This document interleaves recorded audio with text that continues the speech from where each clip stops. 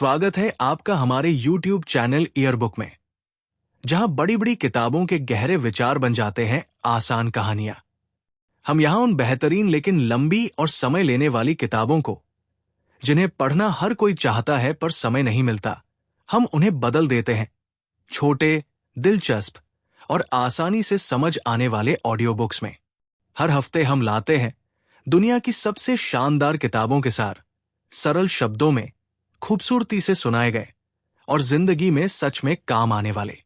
न कोई जटिल भाषा, न लंबी बातें, सिर्फ असरदार कहानियां और सीख जो सीधे दिल को छू जाए। तो आराम से बैठिए, कान लगाइए और चलिए शुरू करते हैं आज की किताब the art of thinking clearly. एक ऐसी किताब जो शायद आपकी सोच, आपकी जिंदगी और आपके सफर तीनों को बदल दे।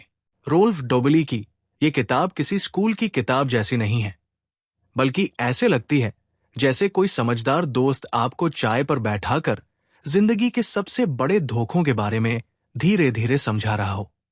वो दोस्त आपको डांटता नहीं, उपदेश नहीं देता, बस आपकी आंखों के सामने आईना रख देता है। मान लीजिए हम दोनों किसी शांत शाम को बैठे हैं, बाहर हल्की हवा चल रही है। आप मुझसे पूछते हैं, लोग इतनी बार गलत फैसले क्यों ले लेते हैं? मैं मुस्कुराकर कहता हूं, क्योंकि हमारा दिमाग सच्चाई देखने के लिए नहीं बना, बल्कि जल्दी फैसला लेने के लिए बना है। यहीं से the art of thinking clearly की कहानी शुरू होती है। ये किताब हमें बताती है कि इंसान बेवकूफ नहीं होता, बस उसका दिमाग शॉर्टकट लेने का आदी होता है। पहला धोखा, जो दिखता है वही सच नहीं होता। मैं आपको एक कहानी सुनाता हूं। एक आदमी रोज अखबार पढ़ता था। एक दिन उसने देखा, पिछले हफ्ते प्लेन क्रैश की खबरें बहुत ज्यादा हैं। वो डर गया। उसने सोचा, आजकल हवाई जहाज बहुत असुरक्षित हो गए हैं, और उसने ट्रेन से सफर करना शुरू कर दिया। लेकिन सच्चाई क्या थी? असल में प्लेन क्रैश पहले भी उतने ही होते थे, बस मीडिया उन्हें ज्यादा दिखा रहा था। हम वही चीज ज्यादा सच मान लेते हैं जो आसानी से याद आ जाए। इसे लेखक अवेलेबिलिटी बायस कहता है। जो चीज टीवी पर है, सोशल मीडिया पर है, न्यूज में है, वो हमें ज्यादा बड़ी और ज्यादा सच्ची लगने लगती है। इसीलिए लोग कहते हैं दुनिया पहले से ज्यादा खराब हो गई है, जबकि सच ये है कि खबरें पहले से ज्यादा तेज हो गई है। दूसरा धोखा, पहली छाप का जादू। अब मैं आपसे पूछता हूं, अगर कोई इंसान सूट बूट पहनकर आत्मविश्वास से बोले, तो क्या वह सच में समझदार होता है? हमारा दिमाग तुरंत कहता है हां, लेकिन ये एक भयानक गलती है। इसे हेलो इफेक्ट कहते हैं। अगर हमें किसी का एक गुण पसंद आ गया, तो हम मान लेते हैं कि उसके सारे गुण अच्छे होंगे। सुंदर समझदार, अमीर ईमानदार, कॉन्फिडेंस सही। लेकिन जिंदगी में आपने देखा होगा, कई बार सबसे आत्मविश्वासी इंसान ही सबसे गलत साबित होता है। तीसरा धोखा, सफलता हमें धोखा देती है। मैं आपको एक बिजनेस की कहानी सुनाता हूं। एक स्टार्टअप बेहद सफल हुआ। लोग उसके फाउंडर के इंटरव्यू लेने लगे। वो बोला, मेरी सफलता का राज है सुबह 5 बजे उठना, ठंडे पानी से नहाना और 18 घंटे काम करना। हजारों लोग उसी को कॉपी करने लगे, लेकिन वे असफल हो गए। क्यों? क्योंकि हम सिर्फ सफल लोगों की कहानियां सुनते हैं। जो असफल हुए वे दिखते ही नहीं। इसे कहते हैं सर्वाइवरशिप बायस। हमें यह नहीं दिखता कि उसी तरीके से काम करने वाले हजारों लोग फेल भी हुए थे। इसलिए किताब कहती है, सफलता के पीछे हमेशा कोई फॉर्मूला नहीं होता, कई बार वो सिर्फ किस्मत होती है। चौथा धोखा, नुकसान का डर। अब सोचिए, आपको 2 विकल्प दिए जाए। एक 1,000 रुपए पक्का मिलेंगे, 50% चांस है 2,000 रुपए मिलने का, 50% चांस है कुछ नहीं। ज्यादातर लोग पहला चुनते हैं, लेकिन जब नुकसान की बात आती है तो वही लोग रिस्क लेने लगते हैं। इसे कहते हैं लॉस अवर्जन। नुकसान का दर्द फायदे की खुशी से ज्यादा तेज होता है। इसीलिए लोग गलत रिश्तों में रहते हैं, गलत बिजनेस को पकड़े रहते हैं, गलत नौकरी नहीं छोड़ते, क्योंकि वे सोचते हैं इतना समय लगाया है, अब छोड़ कैसे दूं? पांचवा धोखा, पहले किया है तो सही ही होगा। आप कभी कभी महसूस करते होंगे, मैं जानता हूं ये गलत है, फिर भी कर रहा हूं। इसे कहते हैं कंसिस्टेंसी बायस। हम अपने पुराने फैसलों से चिपके रहते हैं क्योंकि उन्हें गलत मानना हमें कमजोर महसूस कराता है। लेकिन समझदार इंसान वो है जो कह सके, मैं गलत था, अब बदल रहा हूं। ये किताब बार बार हमें एक ही बात सिखाती है, सबसे खतरनाक दुश्मन बाहर नहीं, हमारे दिमाग के अंदर छिपा होता है। हम अपने ही विचारों से धोखा खा जाते हैं। अब जरा सोचिए, आपके पास ढेर सारी जानकारी है, इंटरनेट, किताबें, वीडियो, पॉडकास्ट, सब कुछ। लेकिन फिर भी फैसले गलत क्यों होते हैं? यहीं पर किताब एक बहुत चुभने वाली बात कहती है, ज्यादा जानकारी, ज्यादा समझदारी की गारंटी नहीं होती। हम मानते हैं कि जितना ज्यादा पढ़ेंगे उतना सही सोचेंगे, पर असल में होता उल्टा है। हम जानकारी को चुनते नहीं, जानकारी हमें चुन लेती है। एक प्रयोग हुआ था, कुछ लोगों को किसी स्टॉक के बारे में सीमित जानकारी दी गई, कुछ लोगों को उसी स्टॉक के बारे में ढेर सारी जानकारी दी गई। अंदाजा लगाइए, किसका फैसला बेहतर रहा? सीमित जानकारी वालों का। क्यों? क्योंकि ज्यादा जानकारी वालों का दिमाग हर नई सूचना से कंफ्यूज होता गया। इसे कहते हैं इंफॉर्मेशन बायस। हम सोचते हैं, शायद एक और आर्टिकल पढ़ लूं, एक और वीडियो देख लूं, एक और राय ले लूं। लेकिन सच यह है कि एक पॉइंट के बाद जानकारी मदद नहीं करती, सिर्फ डर बढ़ाती है। अब मैं आपको एक और इंसानी कमजोरी बताता हूं। आप किसी ग्रुप में जाते हैं, सब लोग किसी एक चीज की तारीफ कर रहे हैं। आपका दिमाग कहता है, सब कह रहे हैं तो सही ही होगा। इसे कहते हैं सोशल प्रूफ।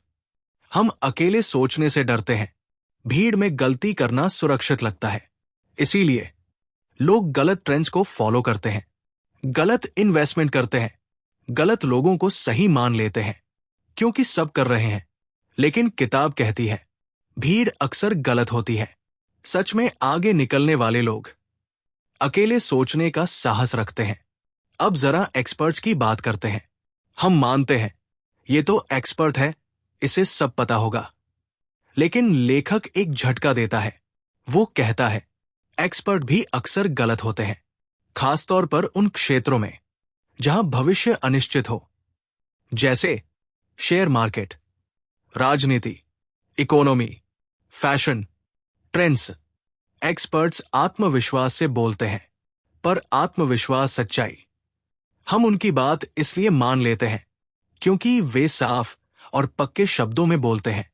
इसे कहते हैं ऑथोरिटी बायस। अब एक बहुत निजी सवाल, क्या आपने कभी किसी चीज को इसलिए अच्छा माना क्योंकि आपने उसके लिए पैसे दिए थे? महंगा कोर्स अच्छा, महंगी किताब बेहतर, महंगा फोन ज्यादा स्मार्ट। इसे कहते हैं प्राइस बायस। हम कीमत को क्वालिटी समझ लेते हैं, लेकिन सच्चाई यह है कि कई बार महंगी चीजें सिर्फ बेहतर मार्केटिंग होती है। अब एक और दर्दनाक सच, हम अपने विचार बदलना पसंद नहीं करते। अगर हमने किसी पर भरोसा किया है तो हम उसके गलत होने के सबूत भी नजरअंदाज कर देते हैं। इसे कहते हैं कंफर्मेशन बायस। हम वही सुनते हैं जो हमें सही लगता है, जो हमारी सोच से मेल खाता है। इसीलिए दो लोग एक ही घटना देखकर दो अलग सच बना लेते हैं। अब लेखक आपको धीरे से हिला देता है। वो कहता है, आप अपने अतीत के फैसलों के गुलाम हैं। आप सोचते हैं, इतना टाइम लगाया है, इतनी मेहनत की है, अब छोड़ कैसे दूं? इसे कहते हैं संक कॉस्ट फैलेसी। लेकिन समय और मेहनत जो जा चुकी है वो वापस नहीं आएगी। सही फैसला हमेशा आगे देखकर होता है, पीछे देखकर नहीं। अब बात आती है खुशी की। हम सोचते हैं, जब ये मिल जाएगा तब खुश हो जाऊंगा। लेकिन जब मिल जाता है तो खुशी थोड़ी देर में सामान्य हो जाती है। नई कार, नया फोन, नई जॉब, सब कुछ जल्दी आदत बन जाता है। इसे कहते हैं हीडोनिक एडेप्टेशन। हम खुशी को स्थायी समझ लेते हैं, जबकि वो अस्थायी होती है। इसलिए किताब कहती है, खुशी को पकड़ने की कोशिश मत करो। अच्छे फैसले लो, खुशी पीछे पीछे आएगी। अब जरा सफलता की बात फिर से। हम सफल लोगों की कहानी सुनते हैं और सोचते हैं, अगर मैं वैसा करूंगा तो वैसा बन जाऊंगा। लेकिन लेखक कहता है, सफलता की कहानियां अधूरी होती है। वे आपको किस्मत नहीं दिखाती, वे आपको टाइमिंग नहीं दिखाती, वे आपको असफल लोगों की भीड़ नहीं दिखाती। इसीलिए किताब कहती है, सीखो लेकिन अंधी नकल मत करो।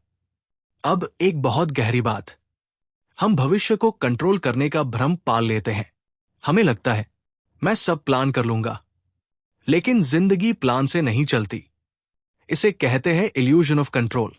किताब कहती है, थोड़ा अनिश्चितता स्वीकार करो। सब कुछ आपके हाथ में नहीं है और ये ठीक है। धीरे धीरे किताब आपको एक अलग इंसान बनाती है। वो आपको ज्यादा चालाक नहीं बनाती, वो आपको ज्यादा सचेत बनाती है। आप कम बोलते हैं, ज्यादा सोचते हैं और सबसे जरूरी, अपने ही दिमाग पर शक करना सीखते हैं। किताब का असली संदेश ये नहीं है कि आप कभी गलती नहीं करेंगे, बल्कि यह है कि आप वही गलती बार बार नहीं करेंगे। अब अगर आप ये कहानी YouTube पर सुनाएं, तो श्रोता खुद को इसमें देखेंगे, क्योंकि ये किताब किसी महान इंसान की नहीं, हम सबकी कहानी है। अब तक आप ये महसूस करने लगे होंगे कि ये किताब आपको ज्यादा स्मार्ट नहीं बना रही, ये आपको ज्यादा सावधान बना रही है, और यही इसकी असली ताकत है। अब मैं आपको एक बहुत आम लेकिन खतरनाक आदत के बारे में बताता हूं। हम इंसान कारण ढूंढना पसंद करते हैं। हर चीज के पीछे हमें कोई न कोई लॉजिक चाहिए। अगर कोई सफल हुआ तो हम कहते हैं, इसलिए हुआ। अगर कोई असफल हुआ तो हम कहते हैं, उस वजह से हुआ। लेकिन लेखक कहता है, कई बार चीजें बिना किसी साफ कारण के भी हो जाती है। इसे कहते हैं नैरेटिव फैलेसी। हम घटनाओं को कहानी बना देते हैं ताकि हमें लगे कि दुनिया समझ में आ रही है, लेकिन असल दुनिया कहानियों से ज्यादा अव्यवस्थित और अनिश्चित होती है। अब जरा अपने आप से एक सवाल पूछिए, क्या आप कभी ऐसा करते हैं, कोई फैसला लेने के बाद उसे सही साबित करने के लिए दूसरों से सहमति ढूंढते हैं? अगर हाँ, तो आप अकेले नहीं हैं। हम अपने फैसलों को बचाने की कोशिश करते हैं, सच जानने की नहीं। किताब कहती है, सच अक्सर असहज होता है, इसलिए हम उससे बचते हैं। अब एक बहुत खामोश लेकिन जहरीला भ्रम। हम मानते हैं कि हम दूसरों को अच्छे से समझते हैं, लेकिन हम अक्सर उनके इरादों की जगह अपने अंदाजे डाल देते हैं। इसे कहते हैं फंडामेंटल एट्रीब्यूशन एरर। अगर कोई गलती करे तो हम कहते हैं, इसका स्वभाव ही ऐसा है। अगर हम खुद गलती करें तो कहते हैं, परिस्थितियां खराब थी। यहीं से रिश्तों में दरार आती है, यहीं से गलतफहमियां जन्म लेती है। अब किताब आपको एक अजीब सी शांति देती है। वो कहती है, हर राय जरूरी नहीं कि सही हो, और हर बहस जीतना जरूरी नहीं। आपको हर बात पर प्रतिक्रिया देने की जरूरत नहीं है, हर बहस में उतरने की जरूरत नहीं है, क्योंकि शांत दिमाग तेज दिमाग से ज्यादा आगे जाता है। अब एक और इंसानी कमजोरी, हम तुलना करते हैं हर समय दूसरों की जिंदगी से, उनकी सफलता से, उनकी कमाई से। लेकिन लेखक कहता है, तुलना खुशी की सबसे बड़ी दुश्मन है, क्योंकि आप हमेशा किसी ऐसे से तुलना करेंगे जो आपसे आगे दिखता है, और जो आपसे पीछे है वो आपको दिखाई नहीं देता। अब किताब धीरे से आपका हाथ पकड़ती है और एक आखिरी सीख देती है। वो कहती है, साफ सोचने का मतलब ये नहीं कि आप हर चीज कंट्रोल कर लें। साफ सोचने का मतलब है आप अनिश्चितता को स्वीकार करें, आप अपनी सीमाएं पहचानें, आप अपने दिमाग पर शक करें और जरूरत पड़ने पर चुप रहें। अब जरा कल्पना कीजिए, आप वही इंसान हैं, लेकिन अब आप जल्दी प्रभावित नहीं होते।